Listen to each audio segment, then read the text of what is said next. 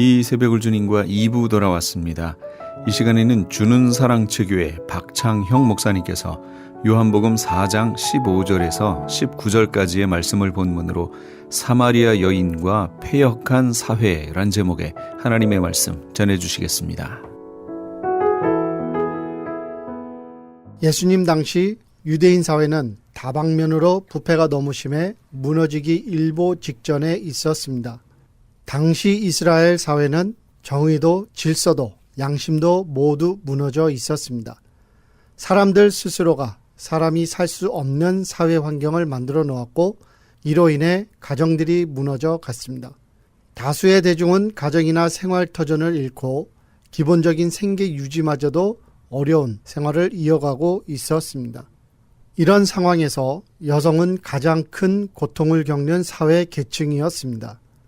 요한복음 4장 15절부터 19절에 소개된 사마리아 여인과 관련된 사건들을 통해 오늘은 부패할 대로 부패했던 당시 유대인 사회의 일면과 이에 대하여 예수님께서 보여주신 반응을 공부해 보려고 합니다. 요한복음서는 사실적인 인물과 사실적 사건을 다루는 동시에 성경을 읽는 후세들에게 전가해 줄 중요한 영적 교훈을 다루는 방법을 많이 이용한 성경책입니다. 말씀을 묵상하는 우리에게 성령님께서 간섭하셔서 은혜를 주실 것을 기도하는 마음으로 오늘 말씀을 공부해 보겠습니다. 오늘 본문인 요한복음 4장 15절부터 19절을 보면 사마리아 여인에게는 5 남편이 있었고 지금은 남편이 아닌 어떤 남자와 살고 있는 사실을 알게 됩니다. 그러나 주어진 스토리만 보고서는 이 여인에게 왜 5 남편이 있었는지 알 수 없습니다. 남편들이 사망했는지 아니면 이혼을 당했는지 아니면 이 여인이 남편을 버리고 떠났는지 알 수 없습니다. 아울러 이 여인의 나이도 알 수 없습니다. 선입견을 극복하지 못한 다수의 신앙인들은 이 여인을 부도덕스러운 여인으로 간주하고 이 스토리를 접근합니다. 그러나 오늘 본문을 관련 깊은 다른 성경 구절과 연결해서 살펴보면 아주 다른 결론에 도달하게 됩니다. 먼저 이 스토리와 가까운 관계를 가지고 있는 마태복음 5장 31절부터 32절은 다음과 같이 기록하고 있습니다. 31절 또 일러스되 누구든지 아내를 버리려거든 이혼 증서를 줄 것이라 하였으나 32절 나는 너희에게 이르노니 누구든지 음행한 이유 없이 아내를 버리면 이는 그로 간음하게 하며 또 누구든지 버림받은 여자에게 장가드는 자도 간음함이니라. 이 말씀은 마태복음 5장부터 7장에 기록되어 있는 산상수훈에 담겨 있는 말씀입니다. 산상수훈은 예수님 당시 여러 기능을 가지고 있었습니다. 당시에는 인쇄 기술도 없었고 글을 기록할 수 있는 마땅한 자료도 부족했기 때문에 부피가 크거나 무거운 책을 지참하고 다니기가 불가능했습니다. 그래서 사람들은 유명한 선생들이 남긴 많은 분량의 교훈을 최대한 요약해서 몸에 지니고 다닐 수 있는 분량의 자료에 옮겨서 가지고 다녔습니다. 산상수훈은 사람들이 시간이나 공간에 구애받지 않고 말씀을 읽고 묵상할 수 있도록 복음의 핵심 내용을 한데 모아 선포하신 사건을 기록한 글이라고 볼 수 있습니다. 즉 마태복음 5장 31절과 32절은 예수님께서 아주 중요하게 여기신 내용인 것입니다. 마태복음 5장 31절, 32절은 신명기 24장 1절부터 4절을 인용한 말씀입니다. 그런데 신명기에 기록된 내용과 예수님께서 인용하신 말씀인 마태복음 내용을 자세하게 비교해 보면 중요한 차이가 있음을 보게 됩니다. 신명기 24장 1절과 2절에는 사람이 아내를 맞이하여 데려온 후에 그에게 수치되는 일이 있음을 발견하고 그를 기뻐하지 아니하면 이혼 증서를 써서 그의 손에 주고 자기 집에서 내보낼 것이요. 2절 그 여자는 그의 집에서 나가서 다른 사람의 아내가 되려니와 이렇게 기록되어 있습니다. 1절을 자세히 보면 네 부분으로 나눌 수 있습니다. 첫째로 사람이 아내를 맞이하여 데려온 후에, 즉 결혼한 후에, 둘째로 그에게 수치되는 일이 있음을 발견하고 그를 기뻐하지 아니하면, 즉 이혼할 이유를 주는 것입니다. 유대인으로서 남자가 여자와 결혼해서 이혼할 수 있는 이유는 그 여자로부터 수치되는 일이 있음을 발견하면, 이렇게 기록하고 있는 것입니다. 세 번째로는 그럴 경우 이혼 증서를 써서 그의 손에 주고, 네 번째, 그를 자기 집에서 내보낼 것이요, 이렇게 신명기 24장 1절은 기록하고 있습니다. 창세기에 아담과 하와의 관계를 표현할 때 직역을 피하고 알다라는 단어로 남녀간의 밀접한 관계를 묘사하였듯이 신명기 24장 1절에 기록된 수치되는 일이란 원래 무척 좁은 의미를 갖고 기재된 글로 간주할 수 있습니다. 그러나 해석하는 사람에 따라 넓게 해석되어져서 남용되어질 수 있는 가능성을 내포하고 있는 위험한 글인 것을 알 수 있습니다. 예수님께서 언급하신 내용을 신명기와 비교해 보면 당시 남성들이 이 성경 구절을 얼마나 남용했는지 짐작할 수 있게 됩니다. 예수님께서는 신명기 24장 1절을 마태복음 5장에서 이렇게 인용하셨습니다. 31절, 또 일렀으되 누구든지 아내를 버리려거든 이혼 증서를 줄 것이라 라고 번역을 하셨습니다. 예수님께서는 신명기를 글 그대로 인용하지 않으시고 당시 많은 남성들이 가지고 있던 태도 및 당시 사회적 정서를 표현하는 아내를 버리려거든 이라는 상투적 언어를 선택하여 느슨하게 인용하셨습니다.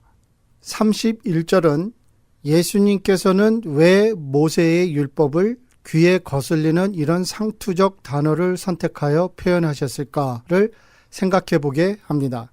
우리 주위와 오랜 역사 속에서 사람들이 이행해온 관행을 거울 삼아 예수님께서 하신 말씀을 살펴보면 당시 남편들이 아내로부터 수치가 발견되어서 아내와 이혼을 한 것이 아니라 다른 여인과 간음할 부당한 마음을 품고 아내들을 버리기 위해 모세의 율법을 악용한 당시 관행을 표현하신 것이라고 본인은 생각합니다.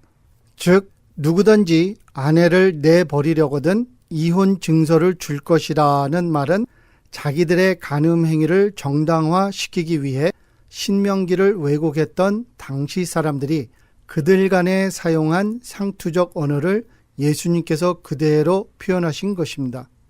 31절은 당시 많은 남자들이 마음에 품고 있던 숨겨진 의도를 환한 대낮에 밝혀주고 계신 것입니다. 그들의 마음속에 감추어 있던 불의한 의도를 드러내신 예수님은 32절에서 패역한 사회적 관행과 풍습을 바로잡기 위해 새로운 원칙을 제정하셨습니다. 말씀하시기를 32절, 나는 너희에게 이르노니 누구든지 음행한 이유 없이 아내를 버리면 이는 그로 간음하게 하며 또 누구든지 버림받은 여자에게 장가드는 자도 간음함이니라. 32절은 예수님께서 당시 유대인들에게 제시하신 세 가지 원칙을 내포하고 있습니다. 첫째로 아내가 의도적으로 음행한 연고 없이는 이혼이 허락되지 않는다고 못을 박으셨습니다.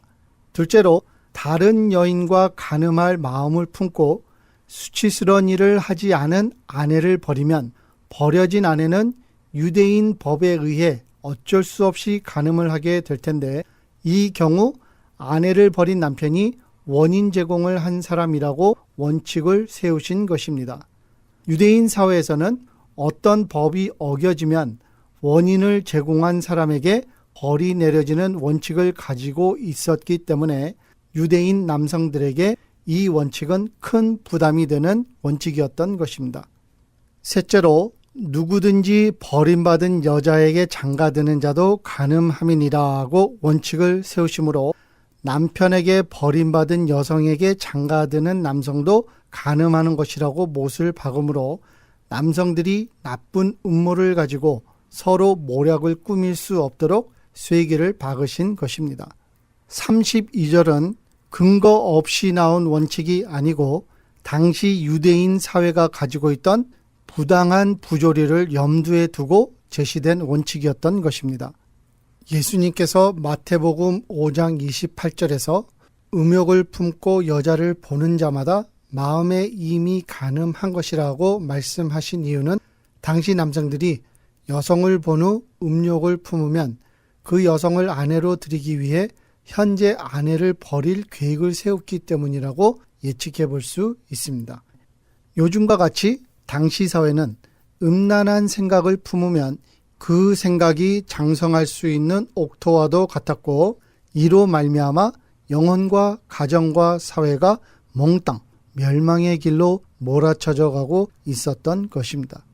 문화, 종교, 정치, 경제, 권력 등 사회 전체가 음란이란 정욕에 휩싸여 있었음을 짐작할 수 있습니다.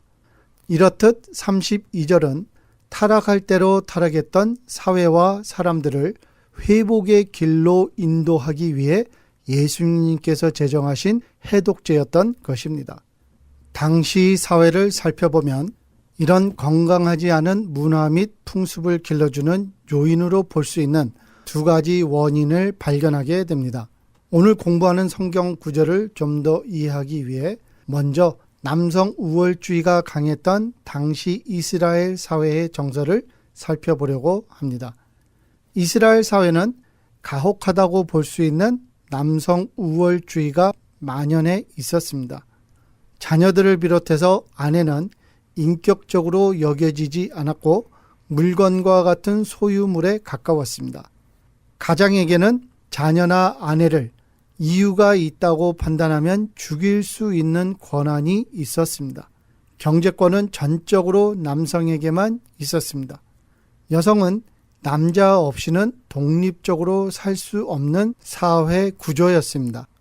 남자는 스스로 이혼장을 만들어서 이혼을 성사시킬 수 있었습니다. 그러나 여자는 스스로 이혼장을 만들 수 없었고 그 어떤 상황에서도 남편이 동의를 해야만 이혼이 성립되었습니다. 유대인 사회는 왕은 18명의 아내를, 평민은 4명의 아내를 거느릴 수 있도록 허락했습니다. 그리고 남성들의 외도는 종교적으로 사회적으로 허용되었습니다. 이렇듯 남자와 여자와의 관계에서 남자는 절대적 권한을 가지고 있었던 것입니다. 여기서 우리는 인간과 인간 사회를 자세히 살펴보았던 영국의 존 액턴이라는 국회의원이 한 주교에게 보낸 편지에 담긴 글을 기억해 볼 필요가 있습니다. 그는 관찰하기를 권력은 부패하는 성향이 있으며 절대적 권력은 절대적인 부패를 낳는다. 위대한 인물로 알려진 대다수 인물들은 나쁜 사람들이었다. 즉 나쁜 일을 많이 한 사람들이었다고 관찰하고 있습니다. 남녀 관계에 있어서 살펴본 바와 같이 유대인 사회에서 남성들은 절대적 권위를 가지고 있었습니다. 그리고 존 액턴이 관찰한 대로 절대적 권위를 가졌던 남성들은 절대적으로 부패했던 것을 예수님께서 표현하신 글을 통해 짐작할 수 있게 되는 것입니다. 이로 보건대 가정에서건 사회에서건 한 사람이 절대적 권위를 갖는 상황이 얼마나 위험한가를 생각해 볼 수 있을 것 같습니다. 이런 사회 환경 속에서 당시 종교는 병들어가는 유대인 사회를 더 병들게 하는 역할을 한 것을 알 수 있게 됩니다. 당시 종교 지도자들은 하나님의 이름으로 사회의 부조리를 묵인하거나 인정하는 역할을 했던 것입니다. 이러한 배경을 이해하게 되면 예수님께서 서기관들과 바리새인들을 지탄하신 이유를 조금씩 이해하게 됩니다. 예를 들어 주전 1세기 때 가장 영향력을 가졌던 히렐이라는 랍비는 신명기 24장 1절을 설명하는 과정에서 만약 여성이 남편의 음식을 준비하다 음식을 불에 태울 경우 이혼을 할 수 있는 이유가 된다고 가르쳤습니다. 또 어떤 여성이 길에서 남자와 서 있거나 같이 대화를 나누는 것을 목격하게 되면 남자는 이를 이유로 들어 아내와 이혼할 수 있다고 가르쳤습니다. 이런 배경을 놓고 또 하나의 중요한 사건을 접목해 보려고 합니다. 요한복음 8장에는 간음하다 잡힌 여인 사건이 기록되어 있습니다.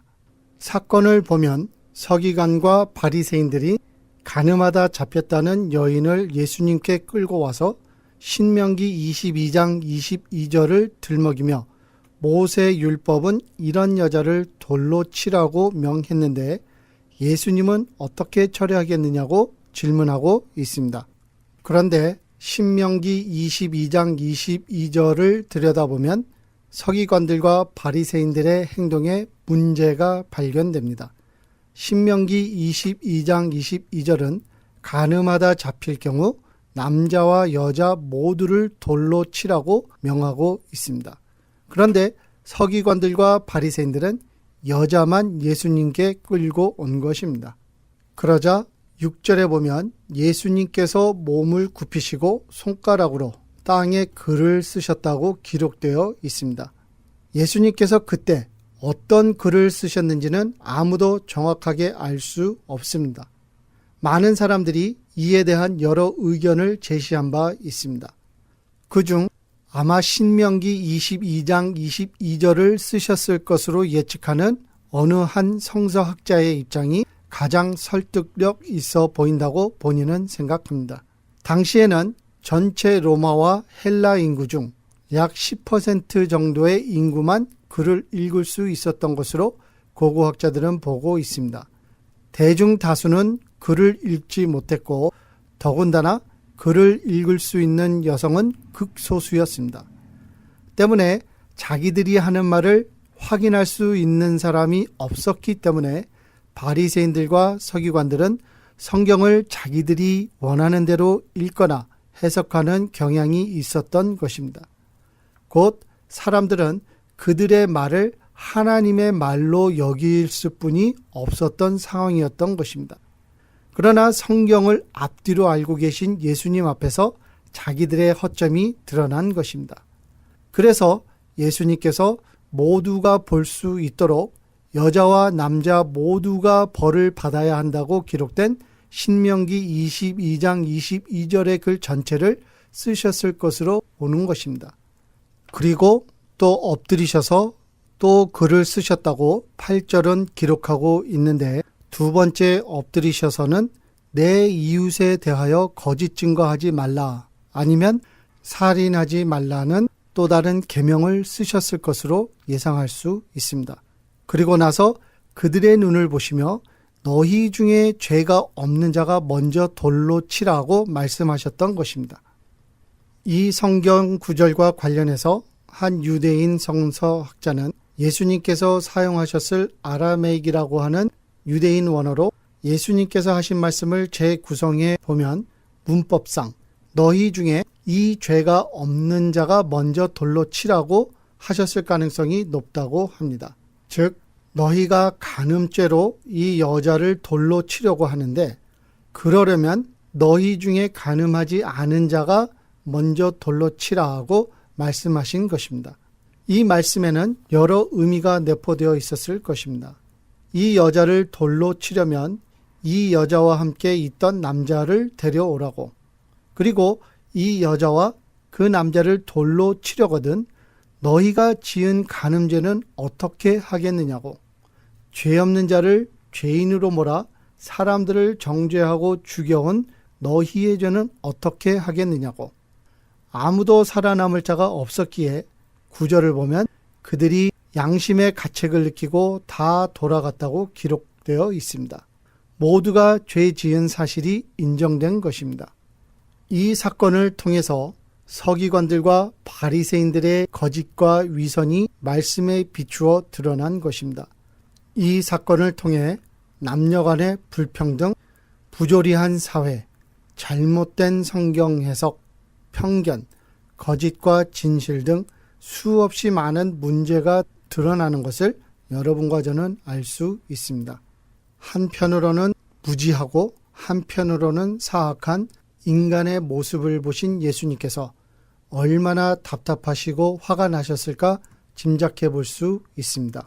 11절에 예수님께서 여자에게 다시는 죄를 범하지 말라고 하신 것으로 보아 예수님께서 죄를 간과하신 것은 아닙니다. 다만 한두 사람에게 국한된 문제가 아니라 사회 전체에 만연되어 있는 거대한 문제의 본질을 다루신 것으로 이해할 수 있다고 생각됩니다. 오늘 살펴보았듯이 당시 종교 지도자들은 하나님의 말씀을 자기들의 욕심을 채우기 위해 이용하는 도구 정도로 간주한 것을 알게 됩니다. 성경을 왜곡해서 인간의 죄와 사회의 부조리를 변호하거나 지지한 그들을 예수님께서 심하게 지탄한 것을 우리는 알 필요가 있다고 생각합니다. 창세기 3장에 나오는 아담과 하와 사건을 공부해 보면 인간의 타락은 사단이 자기의 목적 달성을 위해 하나님의 말씀을 왜곡해서 번역하는 데 기인한 것을 알게 됩니다. 이를 근거해서 예수님께서 마태복음 8장 34절에서 당시 바리새인들을 독사의 자식들이라고 강하게 비난하신 것입니다. 그리고 요한복음 8장 44절에 이렇게 설명하셨습니다. 말씀하시기를 너희는 너희 아비 마귀에게서 났으니 너희 아비의 욕심대로 너희도 행하고자 하느니라. 그는 처음부터 살인한 자요 진리가 그 속에 없으므로 진리에 서지 못하고 거짓을 말할 때마다 제 것으로 말하거니와 이는 그가 거짓말쟁이요 거짓의 아비가 되었습니다. 47절 하나님께 속한 자는 하나님의 말씀을 듣나니 너희가 듣지 아니함은 하나님께 속하지 아니하였음이로다. 오늘 본문인 요한복음 4장 19절을 보면 사마리아 여인은 예수님을 선지자라고 부르게 됩니다. 이는 베드로가 예수님을 메시아로 깨닫게 된 사건이 성령으로 말미암아 되었듯이 성경은 이 여인을 통해 예수님을 선지자로 부르게 한 것입니다. 선지자는 잘못된 길을 가는 사회를 종교가 바른 길로 인도해 주지 못할 때 하나님께서 보내는 사자를 의미합니다. 선지자는 종교 제도나 사회 제도 밖에서 하나님의 말씀을 선포하는 사명을 가진 사람들입니다. 선지자 예레미야도 이사야도 이스라엘이 멸망하기 바로 직전에 타락했던 사회와 종교를 깨우기 위해 보냄을 받은 사자들이었습니다. 성령님께서 사마리아 여인을 통해 예수님을 선지자로 부르게 한 것은 이스라엘 사회의 멸망이 가까운 것을 의미하는 것입니다. 구약을 자세하게 살펴보면 이스라엘 국가가 망하게 된 원인은 사람들이 스스로 불러온 결과라고 지적하고 있습니다. 국가를 살리는 것도 망하게 하는 것도 다 사람들의 행위에 달려 있다고 전하고 있습니다. 예수님 당시 유대인 사회는 사람이 살 수 없는 시점에 이르러 있었습니다. 예수님께서는 이런 부패한 사회를 회복시키기 위해 종교인들에게 세상의 빛과 소금이 될 책임을 추궁하셨습니다. 가끔 한국 사회를 보면 걱정이 됩니다. 세계를 주름잡고 다니는 수많은 한국 여성들, 날로 무너져가는 가정, 겹치는 일부담에 시달리는 한국인들, 자녀 양육에 대한 발판이 제대로 준비되지 않은 가정교육 제도, 인간을 병들게 하는 술 문화와 오락 문화, 오늘날 한국 교회가 할 일이 무척 많다는 생각이 문득 듭니다. 이런 상황에서 해외 선교를 외치고 영혼 구원을 외치는 한국 기독교는 예수님 당시의 종교 제도와 너무 흡사하다는 판단을 지을 수 없습니다. 솔직히 한국 교회에서 미국에 선교하겠다고 선교사 파송 더 이상 안 했으면 좋겠습니다. 교회 다닌 지 얼마 되지 않는 분이 6개월 만에 목사되어 나타나는 분들도 더 이상 없었으면 좋겠습니다. 새로 생겨나는 교회도 잠시 중단되었으면 좋겠습니다. 교회의 존립 목적과 운영 방법을 재정립하는 시간이 필요하다고 생각합니다. 예수님 당시처럼 하나님의 말씀의 권위가 점점 흐려져가는 현실이 왠지 불안하게 느껴집니다. 많은 참된 성도님들의 헌신이 좋은 열매를 맺기를 기도합니다.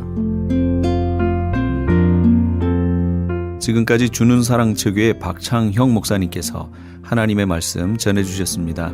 배우고 나누고 기도하는 주는 사랑체 교회의 박창형 목사님의 목회에 관심이 있으시거나 설교 CD를 원하시는 분은 전화번호 213지역 247-3560 213지역 247-3560번으로 연락 주시기 바랍니다. 아니 당신 미장원 다녀왔어? 헤어스타일이 확 바뀌었네. 홈쇼핑월드 차홍 고데기로 마술을 부렸지. 홈쇼핑월드 차홍 고데기. 차홍 허니앤비 샴푸로 머리 감으면서 차홍 헤어두피 마사지를 쓰면 머릿결이 너무너무 부드러워지고 한 움큼씩 빠지던 머리카락도 눈에 띄게 덜 빠져. 차홍 고데기 너무 좋아. 그럼 그 웨이브 머리도 당연하죠. 3, 4분이면 이렇게 풍성한 웨이브 머리를 만들 수 있다고요. 너무 이쁘다. 어디서 샀어? 홈쇼핑월드. 가격 만족, 품질 만족, 행복한 쇼핑.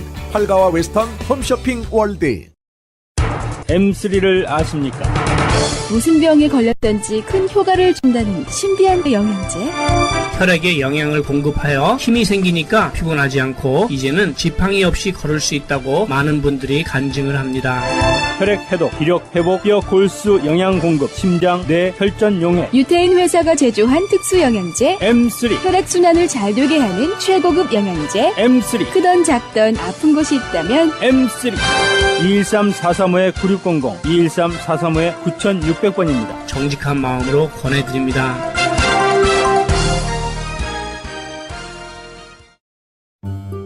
미국 최초 서든 캘리포니아 세미너리 상담심리학 석사와 결혼가족 치료사, 상담심리학 박사 한국어 과정. 캘리포니아 심리학협회가 인정한 서든 캘리포니아 세미너리. 과정 수료 시 캘리포니아 면허 시험 응시 자격이 부여되며 면허 취득 시 직접 클리닉도 오픈하실 수 있습니다. 저렴한 학비, 다양한 장학금으로 학비 걱정도 끝. 한국어로 편하게 배우는 심리학 석박사 과정. 서든 캘리포니아 세미너리 323-529-3339 323-529-3339. 크리스찬 헤럴드 안내입니다. LA 한인타운에 있는 프레이즈 교회에서 다음 달인 7월 9일 토요일에 제2차 요한계시록 세미나를 개최합니다.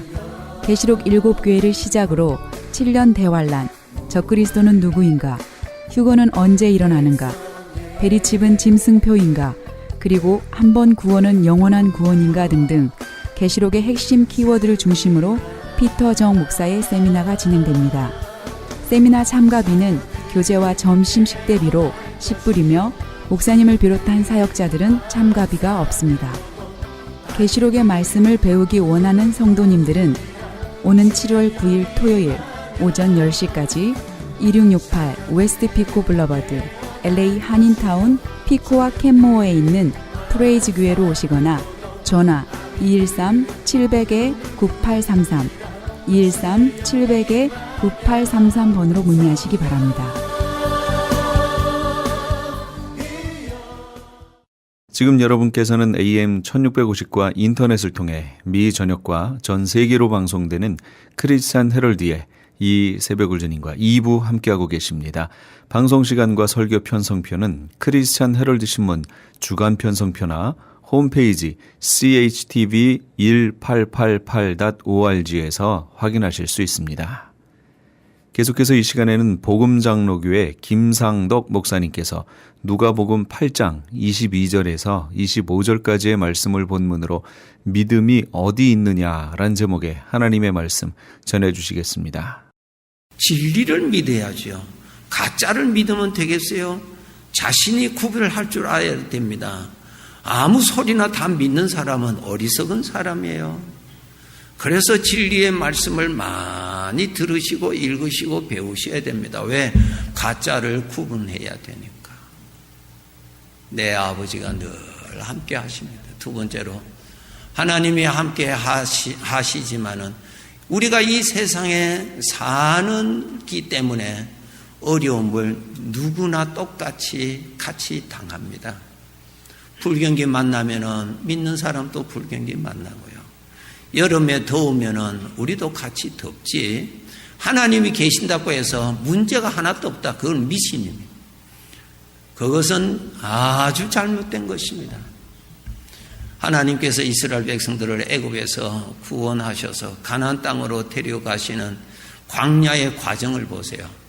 하나님이 함께 하시고 하나님이 인도하신다고 해서 그 광야가 푸른 초원으로 만들어서 하나님이 인도하셨나요? 요즘처럼 길을 잘 포장해서 그냥 차로 안내를 했나요? 아니에요. 그냥 그 상황에서 인도하시는 것입니다. 그 무더운 그 기후, 밤이면은 얼마나 추운 곳, 두려운 곳, 어려운 곳, 물이 없는 곳, 그늘이 없는 곳, 쉴 곳이 없는 곳, 하나님이 같이 계신다고 해서 그런 것이 없다는 것이 아니라 그러한 곳을 하나님과 함께 지나가는 것이지, 하나님이 함께 하신다고 해서 어려움이 하나도 없다, 그것은 거짓말입니다. 속지 마세요. 어려움 투성이죠. 나 자신이 약합니다. 환경이 불안전합니다. 누가 보장합니까? 보장할 걸 하나도 없습니다. 내일이 어떻게 될지 우리는 전혀 모릅니다. 이러한 가운데 지금 하나님이 내 인생의 길에 함께 하신다는 것입니다. 자, 오늘 본문에 제자들이 예수님 모시고 그때는 배를 젓고 갈 때입니다. 배를 노를 저어서 갑니다. 가는데 오늘 본문에 보니까 갑자기 무서운 바람이 내리칩니다. 광풍이라 그랬습니다. 그냥 무서운 바람이 갑자기 내리쳐서 배를 흔들고 파도가 일어나죠. 읽어보니까 배 안에 물이 그냥 가득하게 담아지죠. 위태로웠다 그랬어요. 그냥 곧 빠지죠. 뭐 어떻게 되겠어요. 그런 위험한 가운데 빠집니다. 우리 성도님들 꼭 아셔야 돼요. 주님 모시고 가는데 풍랑 만났어요. 왜 풍랑이 일어날까? 바다니까 풍랑이 일어나죠. 바람이 일어나니까 풍랑이 일어나죠. 파도가 일어나죠. 심하니까 배 안에 물이 차이지요. 그렇죠. 우리가 알아야 됩니다. 주의 자녀들의 삶에도 주님 모시고 주님이 인도하시는 길로 가지만은 그러한 어려움을 이 세상에서는 얼마든지 만날 수 있다. 얼마든지 만날 수 있다. 사실이에요. 그 만난 것을 이상하게 생각하지 마세요. 그것이 이 세상 살아갈 때 정상이죠. 아플 수 있죠. 원치 않지만은 교통사고도 일어날 수 있죠. 원치 않지만은 억울한 일을 당할 수도 있죠. 속을 수도 있죠. 사실 아닙니까? 오늘 주님께서 말씀하신다.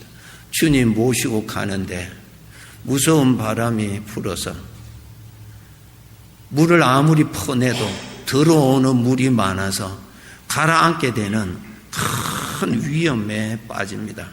이제부터 제가 말씀드리고자 하는 것입니다.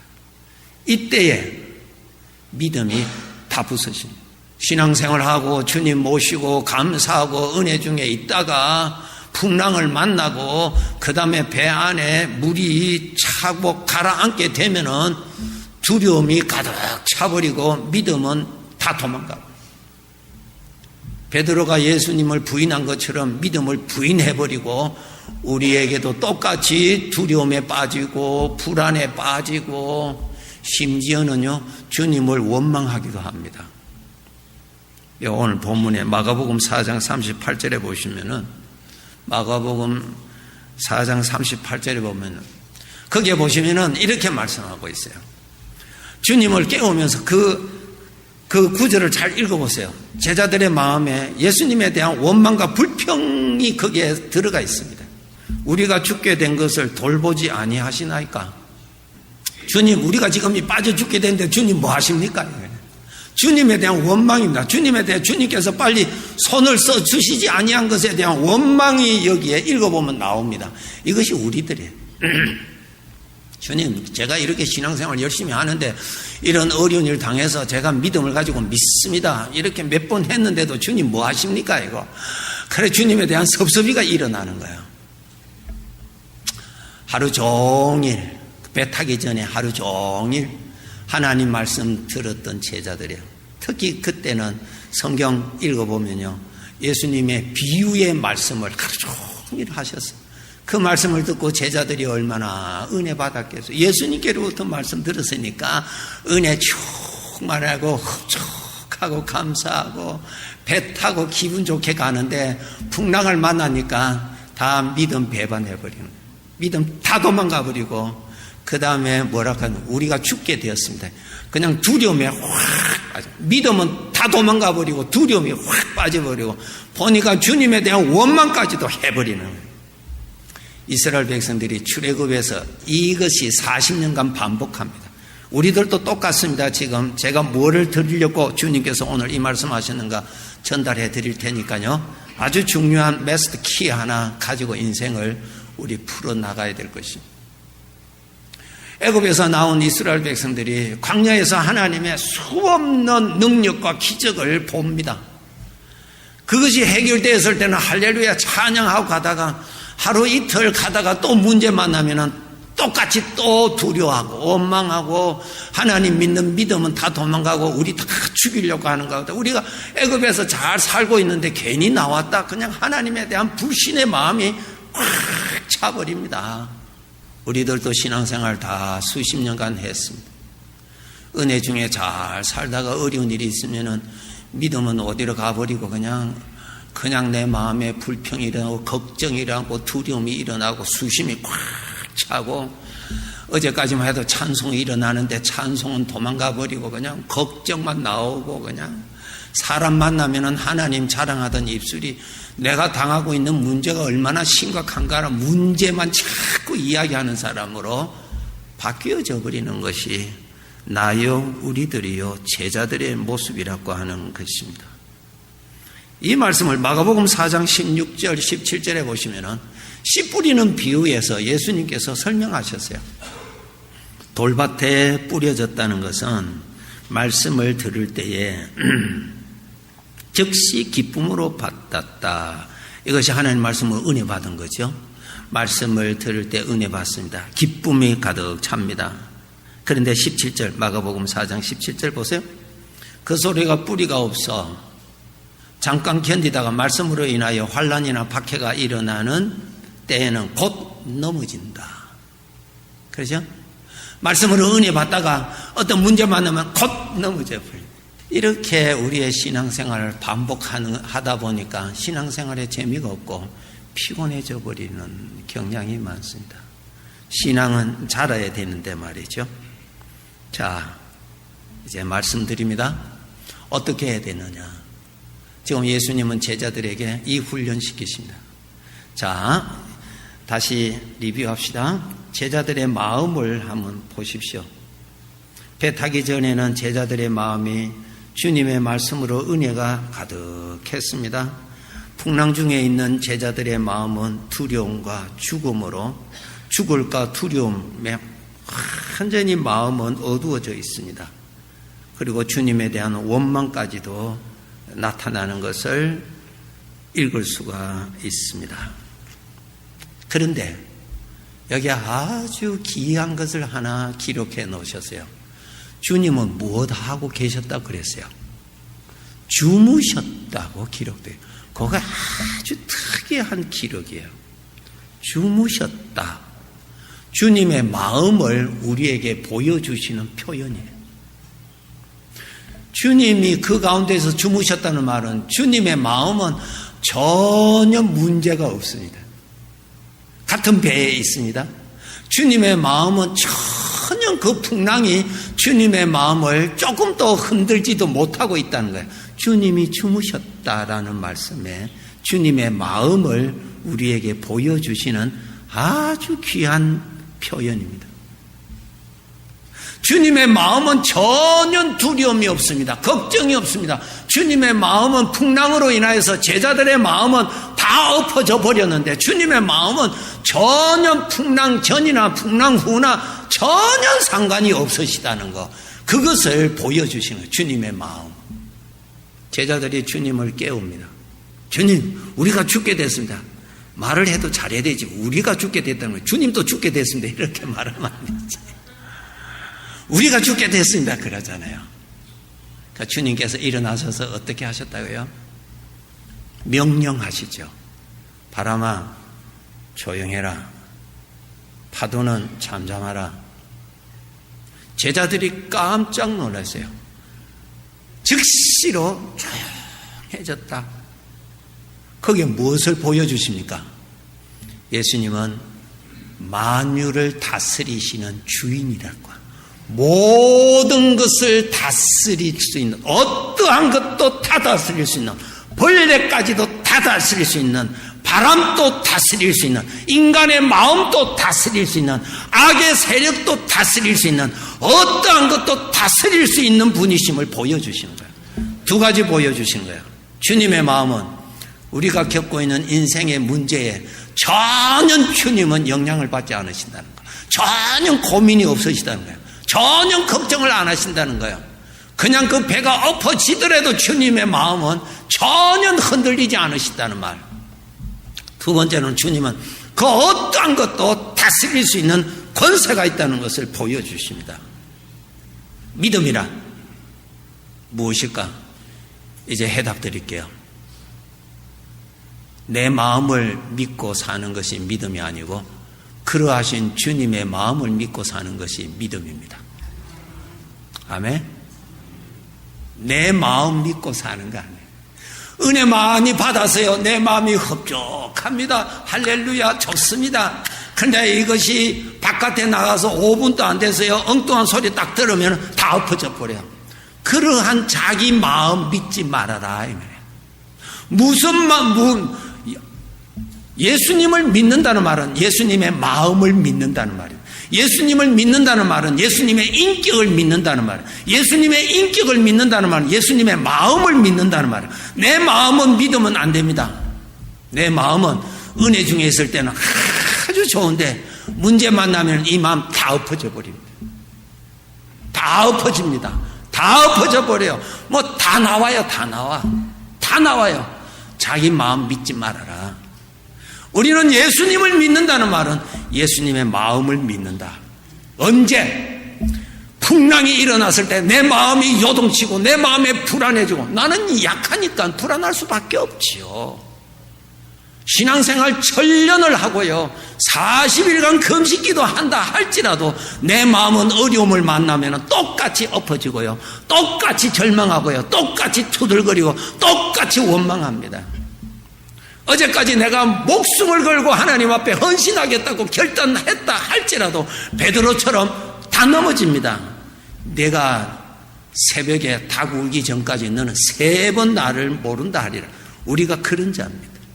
그러한 내 마음을 믿지 말고, 그런 어려운 일을 당할 때에 내 마음을 바라보지 말고, 내 마음에서 일어나는 것을 바라보지 말고, 전혀 변함이 없으신 나를 책임지시고 천국까지 데려가실 주님의 마음을 바라보라. 주님의 마음을 읽어라. 주님의 마음에는 전혀 요동함이 없는 주님의 마음을 생각하라. 주님의 마음을 누려라. 주님의 마음을 바라보라. 주님이 원하신다면 모든 것을 다스릴 수 있는 절대 권세자이신 주님의 마음을 바라보라. 주님의 마음을 생각하라. 주님의 마음을 누려라. 이것이 믿음입니다. 아멘. 이렇게 사셔야 됩니다. 우리는 하나님을 믿는 사람, 하나님을 믿는다는 말은 하나님의 마음을 믿는다는 것입니다. 하나님 마음 안에는 걱정이 없습니다. 하나님 마음 안에는 걱정이 생기지도 않습니다. 하나님의 마음에는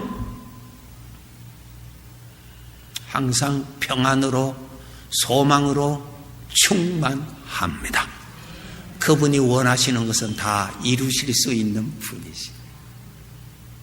우리는 문제를 만나면 풍랑이 우리가 엎어지고 불안하고 두려워하고 육신에 빠지지만은 하나님은 풍랑 중에서도 하나님의 영광을 나타내실 기회로 삼으시는 분이십니다.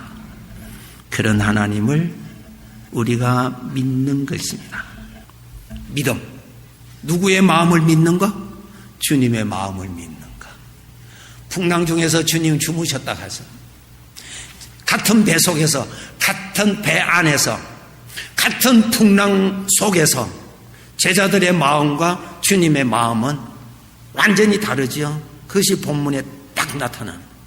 어느 것을 믿을 것인가? 자기 마음을 믿지 말고 주님 마음 믿는 것입니다. 걱정이 일어나지요. 이 세상에 사는데 걱정이 일어나지요. 불안할 일들을 만나죠.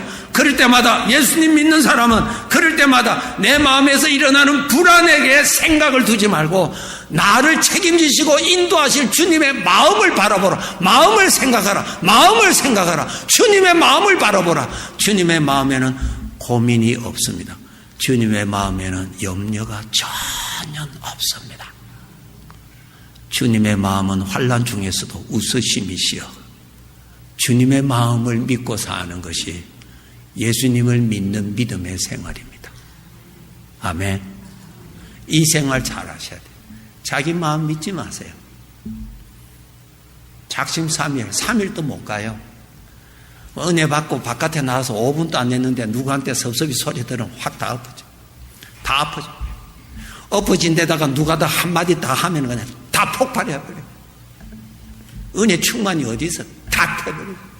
이런 불량품에다가 믿음 생활을 평생 하려고 또 노력하고 또 엎어지고 또 엎어지고 또 다시 또 마음 다짐이 또 엎어지고 또 엎어지고 또 엎어지고. 히브리서 3장에 뭐라고 기록된 줄 아세요? 하나님께서 이스라엘 백성들 너희들이 광야에서 40년간 나의 큰 기적을 보고도 너의 마음은 항상 엎어져 버린다. 그러므로 너는 내 안식에 들어오지 못한다. 그렇게 사는 거예요. 속지 마세요. 은혜 받은 내 마음을 믿지 말고 믿는 것은 아버지의 마음을 믿고 사는 거예요. 아멘. 아버지의 마음에는 고민이 없습니다. 이거 제가 7월 달에 계속 주일마다 믿음에 대해 말씀드리고 오늘 광고에 나가지만 7월 20 며칠 날 집회 있습니다. 3일간. 그때도 믿음에 대해서 계속 말씀드리려고 그래요. 농사를 하려면 땅을 파야 되고요. 작업을 해야지 한두 번 읽고 자기 거 안 됩니다. 생각해 보세요. 내 마음 안에 오늘 평안하지요? 은혜 받아서 내 마음은 평안하지요? 그런데 내 마음 조금만 삽을 몇 차례만 퍼보세요. 내 마음 안에 평안한 위에는 평안이 있지만 마음속 깊은 데서는 불안이 도사리고 있습니다. 염려가 다 도사리고 있습니다. 그 위에 믿음을 건축한다는 것은 마치 예수님께서 말씀하신 대로 너희가 집을 짓는데 모래 위에 건축하는 것과 같다 그랬어요. 모래 위에 건축은 뭐라고 그랬어요? 홍수가 나니까 다 무너져 버린대. 그런데 반석 위에 세운 집은 홍수가 나서 쳐도 무너지지 않는다. 바로 그것이 주님의 마음을 믿고 사는 것입니다. 성도 여러분, 어려움이 일어날 때, 마음이 불안할 때, 고민이 일어날 때, 두려움이 일어날 때 여기서 벗어나는 길은 빨리 주님의 마음을 읽으세요. 나를 책임지시고 계시는 나의 주인의 마음을 읽으셔야 돼요. 주님의 마음. 주님의 마음에는 고민이 없습니다. 불안이 없습니다. 오늘 본문 말씀 꼭 기억하시고 주님은 주무셨다. 충분히 주무실 수 있으시지요? 왜? 그 모든 것을 다스릴 수 있는 분이시니. 주님의 마음은 전혀 요동함이 없으십니다. 그 마음 위에 내가 있다면 환난 중에서 주께서 주신 평안케 하는 은혜를 누리고 사는 것입니다. 기도하실 때 주님의 마음, 하나님의 마음을 많이 보십시오. 우리의 생각이 불완전한 것을 바라보면은 내 마음에도 불안해집니다. 평안을 바라보면 평안해집니다. 그래서 우리가 복잡한 도시 생활에서 저 평안한 자연으로 가서 보면은 평안해지잖아요. 무엇을 생각하느냐 아주 중요해요. 하나님의 마음을 생각하세요. 고민이 일어날 때, 두려움이 일어날 때, 불안이 일어날 때, 짜증이 일어날 때, 내가 내 마음을 다스릴 수가 없어서 어쩔 줄을 모를 때 빨리 나를 책임지시는 주님의 마음을 보십시오. 전혀 요동함이 없는 주님의 마음, 평안하신 주님의 마음, 사랑과 희락과 화평이 가득 차신 주님의 마음, 그 마음 바라보는 거예요. 그 마음. 오늘 설교의 제목, 내 믿음이 어디 있느냐? 내 믿음을 불완전한 너의 마음에 두느냐? 아니면 내 마음에 두느냐? 주님의 마음에 두고 믿음의 믿음 생활 우리 더 많이 누리고 삽시다. 기도합시다. 지금까지 복음장로교회 김상덕 목사님께서 하나님의 말씀 전해주셨습니다. 복음장로교회는 1751 웨스트 라하브라 블루버드 라하브라에 위치하고 있습니다. 교회에 대한 자세한 안내나 신앙상담은 562지역 694-6214 562지역 694-6214번으로 문의하시기 바랍니다.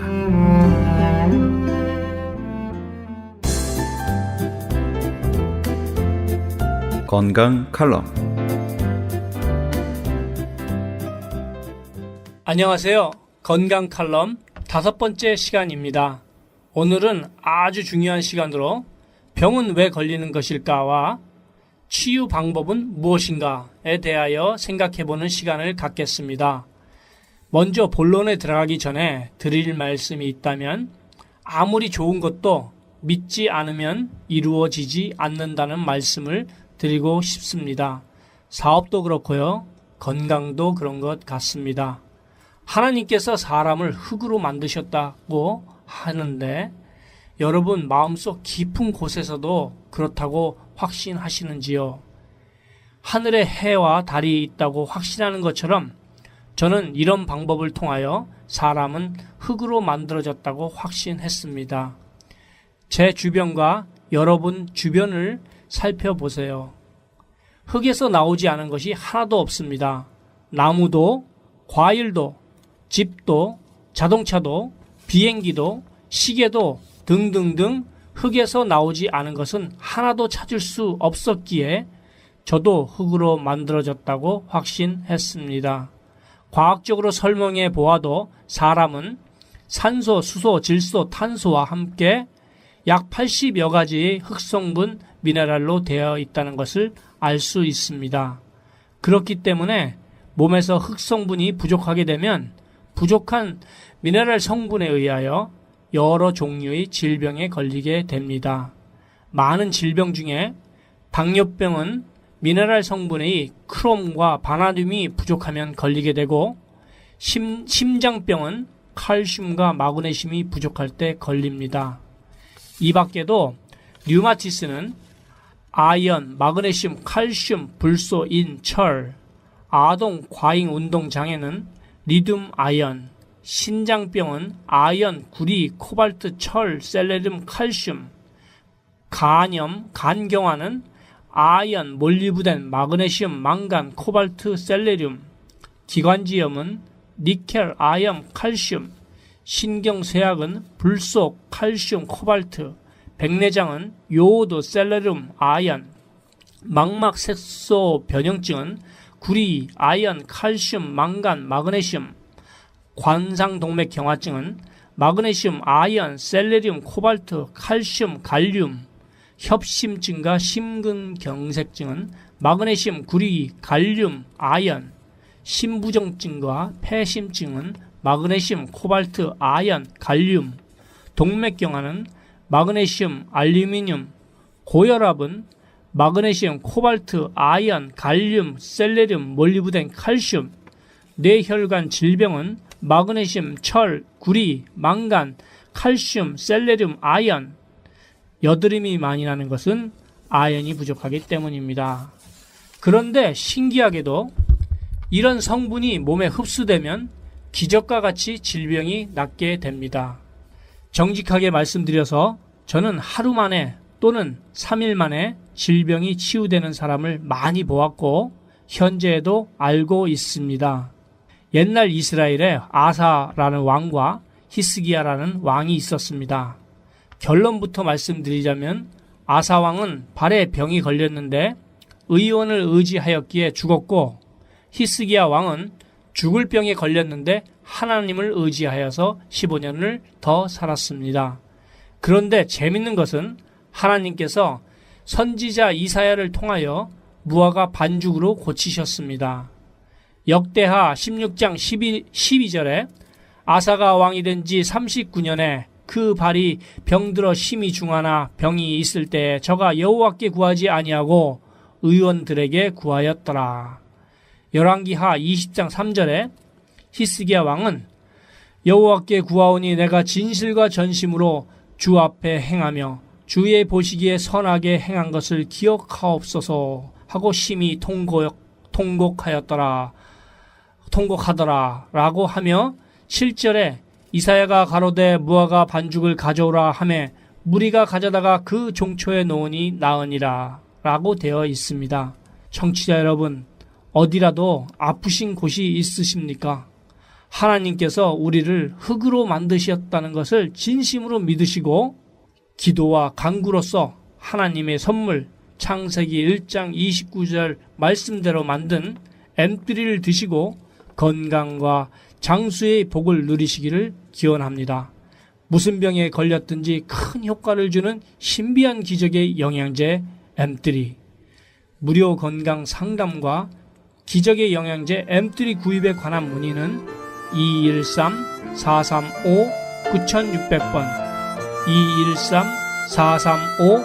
213-435-9600입니다. 감사합니다.